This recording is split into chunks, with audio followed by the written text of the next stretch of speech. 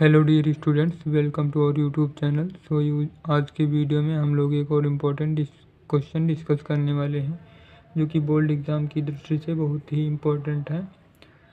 तो video start करने से पहले मैं आपसे एक छोटी सी रिक्वेस्ट करना चाहता हूं कि यदि आप हमारे चैनल पर नए हैं तो चैनल को सब्सक्राइब कर लीजिए और आपको जो भी डाउट होगा वो कमेंट में ज़रूर लिखिएगा, क्योंकि इससे हमको मोटिवेशन मिलता है ताकि और भी नए और बहुत ही इम्पोर्टेंट वीडियोस आपके लिए प्रोवाइड कर सकें।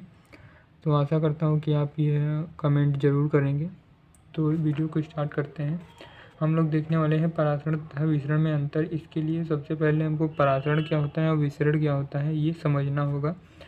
तो हम लोग ये छोटा सा डिफिनेशन है परासरण और विसरण की, ये समझ लेते हैं। परासरण होता है अर्धपारगम्य झिल्ली द्वारा पृथक करने पर कम सांद्रता वाले विलायक के अणुओं का अर्धपारगम्य झिल्ली में से होकर अधिक सांद्रता वाले विलयन की ओर जाने की क्रिया को परासरण कहते हैं। यानी बेसिकली होता क्या है, जो अर्धपारगम्य झिल्ली होती है, अर्धपारगम्य झिल्ली आपने नहीं जानते तो मैं बता दे रहा हूँ। जैसे एग्जाम्पल के तौर पर टमाटर होता है, उसके ऊपर की जो बारीक सी एक झिल्ली होती है उसको हम अर्धपारगम्य झिल्ली कहते हैं। अर्धपारगम्य झिल्ली द्वारा पृथक करने पर, यानी दो विलयनों को जिनकी सांद्रताएं अलग अलग हैं उनको पृथक करने पर विलायक के अणुओं का अर्धपारगम्य झिल्ली में से होकर विलयन की ओर जाने की क्रिया को परासरण कहते हैं।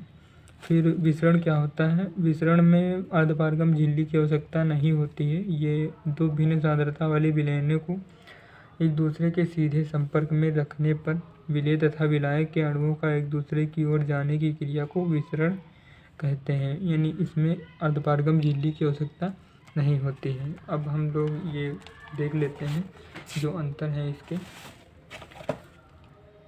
तो अंतर क्या है परासरण और विसरण? हम इसी प्रकार से आप लोग लिखिएगा। अगर आपको इस तरह से नहीं लिखते हैं तो आपकी जो कॉपी होगी उसमें लाइन बनी होगी, तो आप बीच की लाइन ना बनाइएगा, बाकी आप इसी तरीके से नोट करिएगा तो एग्जामिनर आपको अच्छे नंबर देगा।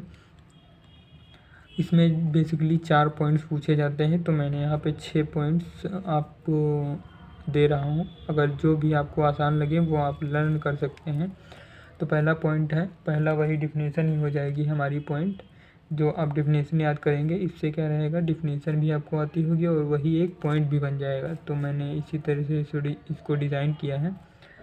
इसमें परासरण में देखेंगे, पहला पॉइंट है अर्धपारगम्य झिल्ली द्वारा पृथक करने पर कम सांद्रता वाले विलायक के अणुओं का अर्धपारगम्य झिल्ली में से होकर अधिक सांद्रता वाले विलयन की ओर जाने की क्रिया को परासरण कहते हैं। ये तो वही डिफिनेशन ही हो गई।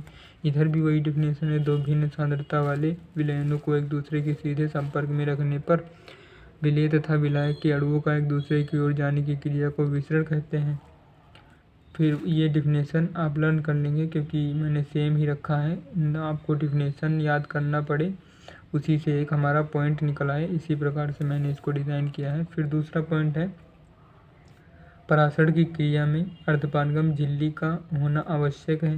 यानी परासरण जो होता है उनको अलग अलग रखते हैं तो उसमें अर्धपारगम्य झिल्ली होना आवश्यक है। और विसरण जो होता है उनको दोनों विलयनों को एक दूसरे के सीधे संपर्क में रखते हैं तो उसमें अर्धपारगम्य झिल्ली नहीं होती है। तो अर्धपारगम्य झिल्ली तो यहाँ पे वही लिखा गया, अर्धपारगम्य झिल्ली नहीं होती है। फिर तीसरा पॉइंट है परासरण की क्रिया में विलायक कम सांद्रता से अधिक सांद्रता की ओर प्रवाहित होता है। यानी जो विलायक होता है वो कम सांद्रता वाली विलयन की ओर से अधिक सांद्रता वाले विलयन की ओर वो जाता है। और विसरण में क्या होता है, विसरण में विलेय के कण अधिक सांद्रता से कम सांद्रता की ओर गमन करते हैं। यानी जो विलेय होता है उसके कण जिसमें अधिक सांद्रता होती है उसकी तरफ से कम सांद्रता वाले विलयन की तरफ गति करते हैं। फिर चौथा पॉइंट हमारा है परासरण में केवल विलायक के कण ही गति करते हैं। यानी परासरण की जो क्रिया होती है इसमें केवल विलायक के कण गति करते हैं, विलेय के कण गति नहीं करते हैं। विसरण में विलायक तथा विलेय दोनों के ही कण गति करते हैं। फिर पांचवा पॉइंट है परासरण की क्रिया केवल दो द्रवों में होती है, यानी परासरण जो होता है वो द्रवों के मध्य हो सकता है, और विसरण की क्रिया द्रव व गैस दोनों में हो सकती है। विसरण की क्रिया तो वैसे भी द्रव और गैस दोनों में ही हो सकती है। फिर छठा पॉइंट हमारा दिया गया है, परासरण की क्रिया में दो भिन्न सांद्रता वाले विलयनों को अर्धपारगम्य झिल्ली द्वारा पृथक करके रखते हैं। यानी जो परासरण की क्रिया होती है, यदि उनमें दोनों विलयनों को अर्धपारगम्य झिल्ली से नहीं पृथक करके रखेंगे तब तो वो विसरण में आ जाएगा। तो यहीं पर एक पॉइंट ये हो जाएगा, परासरण की क्रिया में दो भिन्न सांद्रता वाले विलयनों को अर्धपारगम्य झिल्ली द्वारा पृथक करके रखते हैं। फिर इसी का छठा हो जाएगा विसरण का। विसरण की क्रिया में दो भिन्न सांद्रता वाले विलयनों को एक दूसरे के सीधे संपर्क में रखते हैं।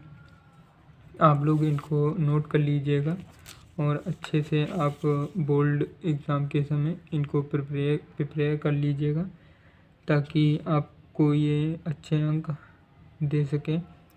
आशा करता हूँ आपको ये वीडियो पसंद आया होगा। पसंद आया हो तो आप हमारे चैनल को सब्सक्राइब कर लीजिए। मिलते हैं किसी नेक्स्ट वीडियो में, तब तक के लिए जय हिंद।